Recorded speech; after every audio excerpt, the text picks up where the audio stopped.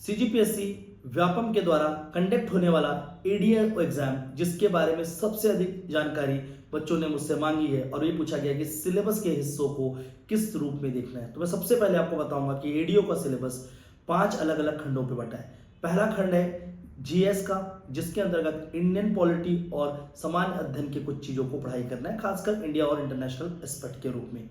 दूसरा एस्पेक्ट इसका जो है पार्ट 2, वो है आजीविका, जिसे इंग्लिश में लाइवलीहुड बोलते हैं। और लाइवलीहुड के लिए यहाँ पर बहुत सारे स्कीम होते हैं जिसके बारे में हम पढ़ते हैं। स्पेसिफिकली जो सेंट्रल गवर्नमेंट की स्कीम है कोर ऑफ द कोर जिसे बोला जाता है, उसके बारे में यहाँ पर जानकारी आपको चाहिए होगा, जिसमें NRLM एक important national rural livelihood mission एक सबसे इंपॉर्टेंट स्कीम होगा।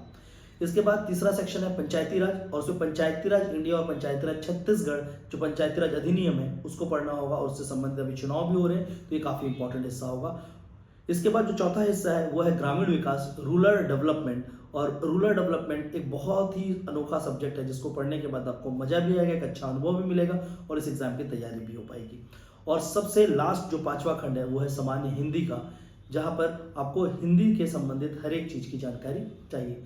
तो अगर आप चाहते हैं कि इन 5 विषय को एक बेहतर तरीके से तैयार करना, एक सही गुणवत्तापूर्ण तैयारी देना, तो आप बिलासपुर एस एकेडमी के साथ जुड़ें और हमें मौका दें कि हम आपको इन सब्जेक्ट को उस रूप में पढ़ाएं जिस रूप में व्यापम को उसकी ज़रूरत है। और आपको अपने सक्सेसफुल कैरियर अगर आपको एडीओ में बनाना है, वहाँ जाने के लिए चाहिए, तो आकर हमें मौका दें। और सबसे इम्पोर्टेंटली यहाँ पर यह किया जाएगा कि आपको सिर्फ पढ़ाया नहीं जाएगा, पढ़ाने के साथ साथ उतनी प्रैक्टिस भी दी जाएगी जितनी उस एग्जाम के लिए ज़रूरत है।